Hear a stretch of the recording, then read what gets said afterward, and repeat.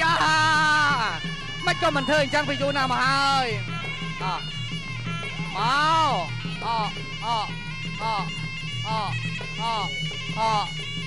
អត់ធ្វើអីកើតអតិថិថាសុំសួរ3នាទីទៀតបងអត់ព្រមចោះចាញ់ទេគេឈ្នះខ្ញុំក៏ឈ្នះចោះបាទទ្រាំបានព្រោះហាត់ពេញអាយយគួរសអូខេបាទការចូលរបស់អតិថិប៉ះចំកញ្ចាប់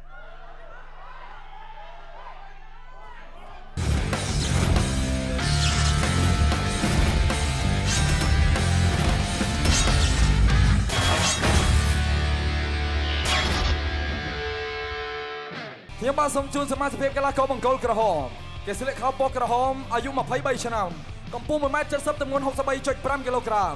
បបិសោប្រកួតចំនួន39ដងឈ្នះ27ដងចាញ់8ដងនិងស្មើ4ដងក្នុងនោះគេផ្ដួលដៃគូតស៊ូតាមលក្ខណៈបច្ចេកទេសបានចំនួន6ដងគេមកពីក្លឹបប្រដាល់ពេជ្រសុផាន់គុនខ្មែរដែលមានគ្រូបង្ហាត់គឺលោកគ្រូពេជ្រសុផាន់អរលោកស្រីអ្នកនាងកញ្ញាក៏សូមណែនាំឲ្យស្គាល់កម្ពុជានៅប្រដាល់គុនខ្មែរខេត្តតាកែវរាជសាបាត់ជាបន្តសូមជូនប្រវត្តិរូបសង្ខេបបង្គោលខៀវ The Blue Corner ស្លៀកខោពណ៌ខៀវមានវ័យ24ឆ្នាំកម្ពស់ 1m70 ទម្ងន់ 63គីឡូក្រាម500បទពិសោធន៍ប្រកួតចំនួន39ដងឈ្នះ32ដងចាញ់7ដងមិនធ្លាប់ស្មើរូបគេក៏ធ្លាប់ផ្ដួលដៃគូឲ្យបបងការប្រកួតតាមលក្ខណៈបច្ចេកទេសបាន10ដងគេជាសិស្សនៃក្លឹបប្រដាល់ BKK ដែលមានគ្រូបង្ហាត់លោកគ្រូចិនរ៉ាយើងថ្មីម្ដងទៀតសូមលោកស្រីនាងកញ្ញាផ្ដល់សម្លេងស្វាគមន៍អ្នកប្រដាល់មកពីប្រទេសអ៊ីរ៉ុបហ្សាមេអាសូរីរីទស្សនាការប្រកួតដូចតទៅត្រៀមប្រុងព្រៀបប្រកួតគ្រីតគុនខ្មែរបេះហ្វៃគូមិត្តភាពអន្តរជាតិរវាងកម្ពុជានិងអ៊ីរ៉ង់ទឹកទី1 round 1ទឹកទី1ចាប់ផ្ដើមគូឯកទី1កម្ពុជាអ៊ីរ៉ង់កម្រិតសមត្ថភាពបទពិសោធន៍ប្រដេញប្រកាត់គ្នាបាទយើងតតាំងទទួលភ្ញៀវក្នុងនាមជាម្ចាស់ផ្ទះម្ចាស់ក្បាច់គុនអាយរ៉ាមែនគឺជាកីឡាករមកពីឆ្ងាយបាទដែនបាទប្រេងឥន្ធនៈប្រទេសអ៊ីរ៉ង់1 2 3អូយកដាប់ដៃធ្ងន់មកហើយចាក់ឆ្វេងមួយជង្គង់អាយ៉ារាជសីអាយ៉ាចេះឆក់ឱកាសមួលអាយយអាយ៉ាមិនប្លែកទេដែលគេផ្ដួលដៃគូឲ្យបោះបង់ការប្រកួតដល់ទៅ10ដងចឹងរាជសីត្រូវដោះសម័យការនេះឲ្យបានមកវិញអត់បោកកាយទេគឺដើរខាងក្រោមចេះបឆោតចេះបញ្ញាក់លើក្រោមបាទចេញខ្លីវែងមួយកំ pl ឆ្វេងរបស់រាជសីទាត់ក្រោមពីសាមែនឆាក់1 2តាមដល់កែងបេះអូយបាទភាពឃ្លាវខ្លាភាពរហ័សរហួនក្នុងការប្រើស្នៀតបច្ចេកទេសខ្លីវែងរបស់សាមែនពិតជាបាទអាចនាំឲ្យរាជសីមានបញ្ហាបានប្រសិនបើមានការស្លោះស្លួយមកឲ្យជ្រងដៃចាក់ជង្គង់ទល់រាជសីអោបពីលើសកត់ដៃជាប់តែសាមែនចាក់ពីក្រោមឡើងមកលើវិញសាមែនយកក្បាលទល់ចកាកើមស្នៀតចាប់ក្លេនេះគឺពិតជាល្អបច្ចេកទេសត្រឹមត្រូវមែនបាទសាមែនបាទធ្វើឲ្យរាជសីមិនអាចធ្វើអ្វីបានដល់ឆ្វេងដល់ស្ដាំជ្រើងដៃបិទធំជាប់ថយក្រោយ1 2របស់រាជសីតែពោះទឹកសងមកវិញរាជសីកវីក្បាលថាអត់ឈឺទេគាត់ស្ដាំមួយទៀតបាំងជាប់ចុចទល់បឆោតដល់ត្រង់ស្ដាំល្អ1 2ចាក់ជង្គង់ស្ដាំអូយតាំងចិត្តចំនួនរាជសីហើយបើឃើញការវាយបែបនេះរបស់សាមែនរាជសីត្រូវបង្ហាញភាពច្បាស់លាស់ហើយនឹងមុតស្រួចនៅក្នុងការប្រើស្នៀតខ្លីវែងជាពិសេសការពារឲ្យបានសិនទុកឲ្យគេបញ្ចេញអស់ក្បាច់សិន1 2ជង្គង់តាមអត់ដល់ណែវាយផងញញឹមផង บัญชาเจริญได้แต่ตัวเลือมวยปีพอดบัดได้เรียกจะใส่บัดคมสนามจวบตัวกรามมวยปีโดได้จะกงสนามระบอซาแมนจ้องมอจะกงเทียแต่เรียกจะใส่ไวกัด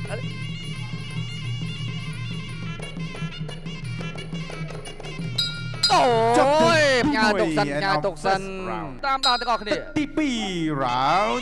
2 ตึกទី2เนี่ยปีជើងមួយពីរដោយដៃរាជសីបោះជង្គង់មកហើយចូលពីជង្គង់អើយយក៏ឈរត្រង់ឲ្យគេចាក់បែបនេះមិនល្អទេរាជសីក្រៀកក្រោបក្លៀកសាមែនជាប់សាមែនទះចុះឡើងអូយ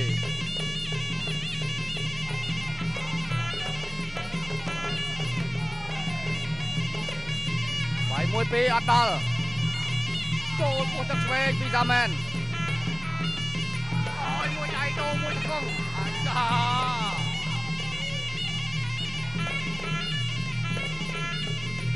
ចូលពោះទឹកមួយដៃឆ្វេងជង្គង់ស្ដាំអូយពេញ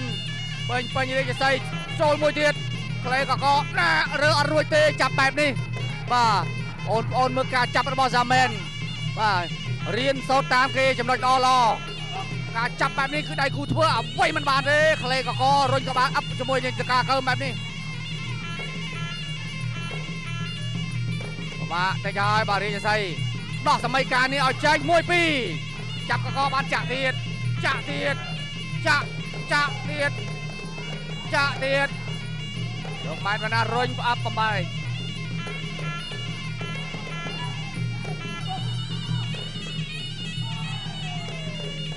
វិញអូយមានកាយមកខ្លះហើយតែជង្គង់របស់សាមែនហាក់ធ្វើបានល្អជាបន្តបន្ទាប់រាជសីមួលចាក់ដួលភេងកុំតបាញាកដាទៅជក់តាន់មកកុំអីដាច់ផឹងបាត់ពោះទឹកមកទៀតហើយឧបសគ្គជង្គង់ហោះអូយ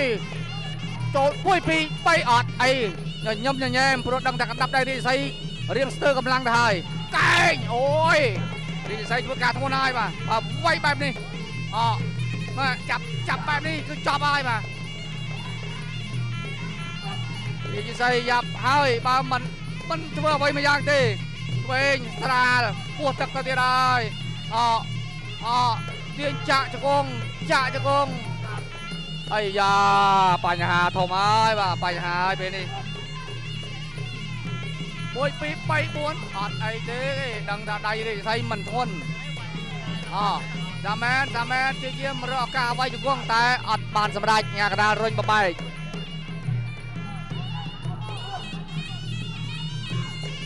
ចូលវាយដៃអត់ដល់គោលដៅសាមែនចាប់កកទៅទៀតហើយរាជសីចង់យ៉ាប់បាទឲ្យតែចូលក្លេបែបនេះគឺយ៉ាប់ហើយបាទចាក់មួយជង្គង់ទៀតអូយសងមកវិញជង្គង់លោតមកវិញឥឡូវជាប់ក្លេរបស់សាមែនរុញចាញាកដាចូលពីក្រោយប្រយ័ត្នត្រូវបាទមកហើយចប់ទី2 អូខេទឹកទី3 round 3ដោយដៃយើងចាញ់ព្រៀបគេខ្លីយើងចាញ់ព្រៀបគេអ្វីដែលរាជសីត្រូវធ្វើពេលនេះគឺកាប់ចន្ទល់ឲ្យដាច់បាទដំរីខ្លាំងដោយសារជើងបើអត់ជើងដំរីសម្ោចក៏ចាញ់ដែរបាទដូច្នេះតើរាជសីរនឹកឃើញឬអត់បាទការផ្ដាច់ចន្ទល់ក្រោមរបស់សាមែនគឺជាកត្តាតែមួយគត់ដែលធ្វើឲ្យសាមែនអាចថមថយឬក៏អាចយកជ័យជំនះទៅលើសាមែនបានបាទអោបយើងចាញ់គេកដាប់ដៃយើងស្ទើរជាងគេមានតែជើងក្រោមទេដែលរាជសីត្រូវធ្វើបាទកម្លាំងយើងក៏មិនប្រកបទៅលើគេដែរបើយើងចូលក្លេគេហើយយើងអត់អាចបោះបានបែបនេះដួលទៀតអូយធ្ងន់ធ្ងររាជសី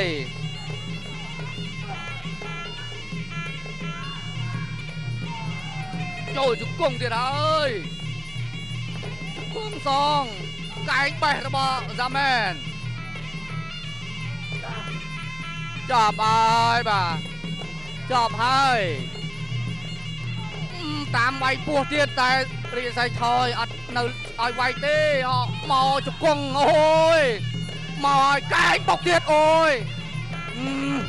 ឈឺជំនួស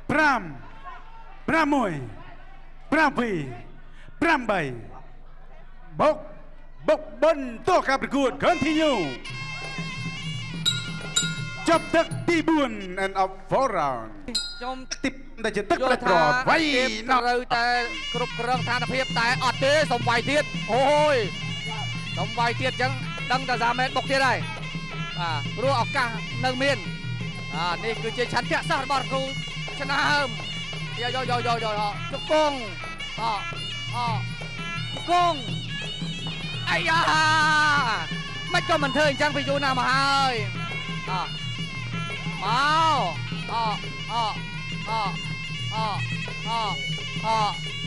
អត់ធ្វើអីកើតអត់ទេថាសុំស៊ូ3នាទីទៀតបងអត់ព្រមចោះចាញ់ទេគេឈ្នះខ្ញុំក៏ឈ្នះចោះបាទទ្រាំបានព្រោះហាត់ពេញអាយយ គឺស អូខេបាទការចូលរបស់អាទិទេពប៉ះចំកញ្ចាប់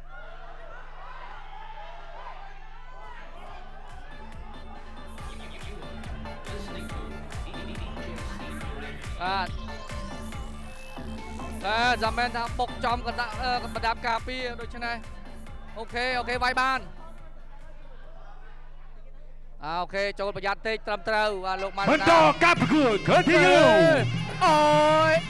យនៅមានមកវិញកម្លាំងអូយអាទិទេពនៅមានសង្ឃឹម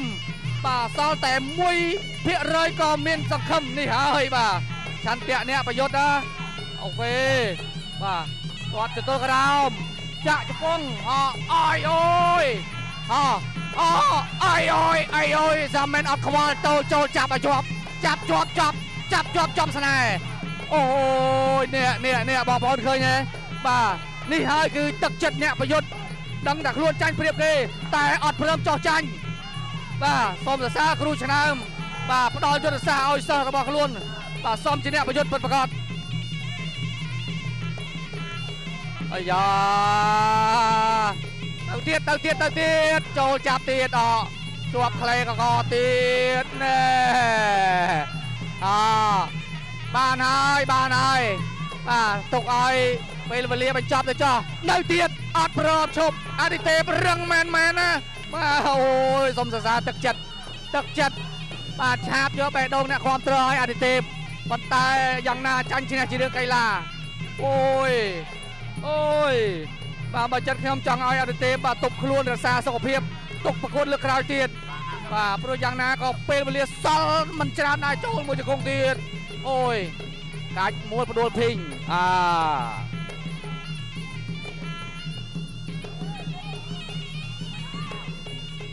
កន្លះនាទីចុងក្រោយអាទិទេពដកឃ្លានេះអត់ដក